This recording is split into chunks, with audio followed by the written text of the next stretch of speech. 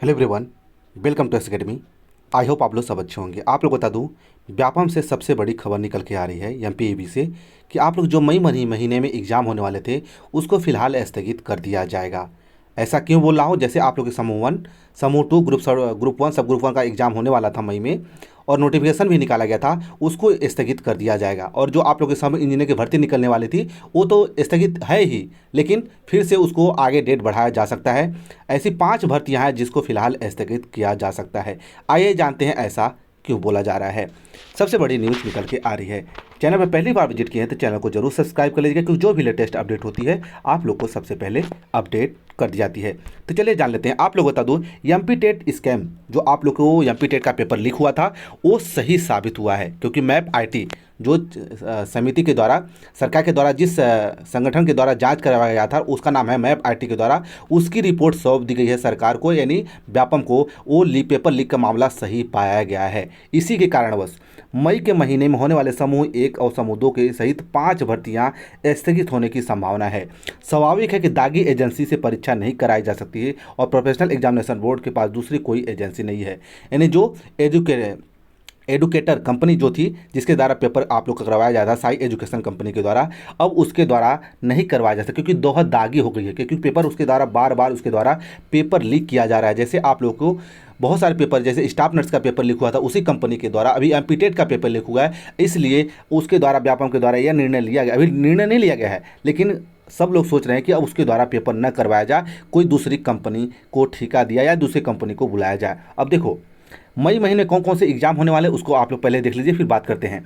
2022 में होने वाली भर्ती परीक्षाएं जिनके स्थगन की होने की संभावना है, स्थगित होने की, समूह टू, उप समूह टू, कनिष्ठ लेखा अधिकारी व अन्य पदों के लिए जो भर्ती होने वाली है, नोटिफिकेशन निकाला गया है, उसकी परीक्षा स्थगित होने की संभावना है। और समूह वन, समूह three, house keeper, psychiatric, social worker, कार्यक्रम प्रबंधक, बाल संरक्षण, जिला प्रबंधक, कौशल उन्नयन एवं रोजगार, अन्य पदों के लिए भर्ती को स्थगन होने की संभावना है। ध्यान दीजिएगा, फिलहाल ऐसे नहीं है कि आप लोग स्थगित कर दिया जाएगा, लेकिन ऐसी संभावना बन रही है कि आप लोग को फिलहाल स्थगित कर दिया जाएगा।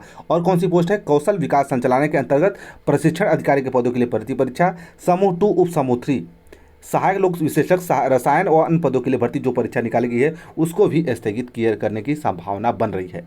और साथ ही साथ आप लोग बता दूं, जो व्यापम घोटाला, जिनको नहीं पता है, व्यापम घोटाला जो आप लोग को हुआ था, स्कैम पेपर लीक मामला हुआ था, यह घोटाला मध्य प्रदेश के परिवहन मंत्री गोविंद सिंह राजपूत जो हैं, जो अपने मध्य प्रदेश के परिवहन मंत्री हैं, गोविंद सिंह राजपूत के पुत्र के, उनके लड़के कॉलेज था आकाश राजपूत द्वारा संचालित Gyanveer institute of management and science centre से हुआ था। इस सेंटर को साई एजुकेटर नाम कंपनी किराए पर लिया था। ध्यान दीजिए, यही कंपनी है जिसके द्वारा, यानी व्यापम के द्वारा पेपर करवाया था।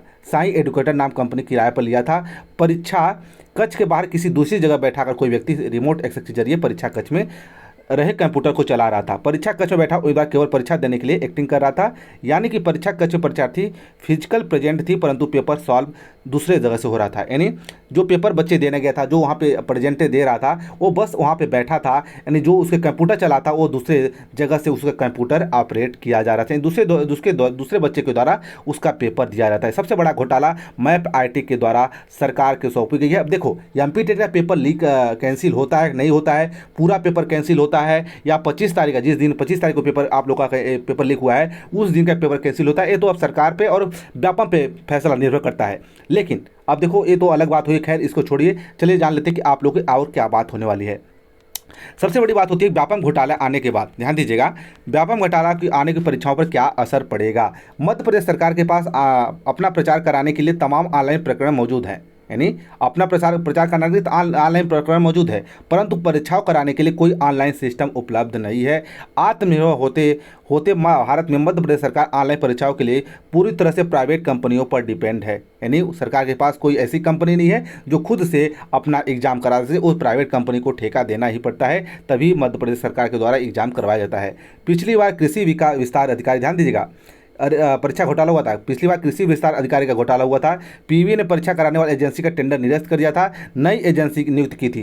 कहा गया था कि यह वाली एजेंसी घोटाला नहीं करेगी, लेकिन प्राथमिक शिक्षक पात्रता, जिसको एमपीटेट नाम दिया गया है, घोटाला हो गया। ऑनलाइन परीक्षा के मामले में विफलता के प्रोफेशनल एग्जामिनेशन बोर्ड भोपाल किसी नई एजेंसी का इंतजार कर रही है। अब लग रहा है कि दूसरे एजेंसी को यह ठेका दिया जाएगा, यानी अब देखो कौन सी कंपनी आती है पेपर लेने के लिए, इस पर डिपेंड करता है। फिलहाल आप लोग तैयार रहिए, आप लोग एग्जाम की तैयारी करते रहिए। ऐसा नहीं क्या पता आप लोग उसी कंपनी के द्वारा फिर से एग्जाम करवा लिया जाए, ये तो सरकार और व्यापम पर निर्भर करता है।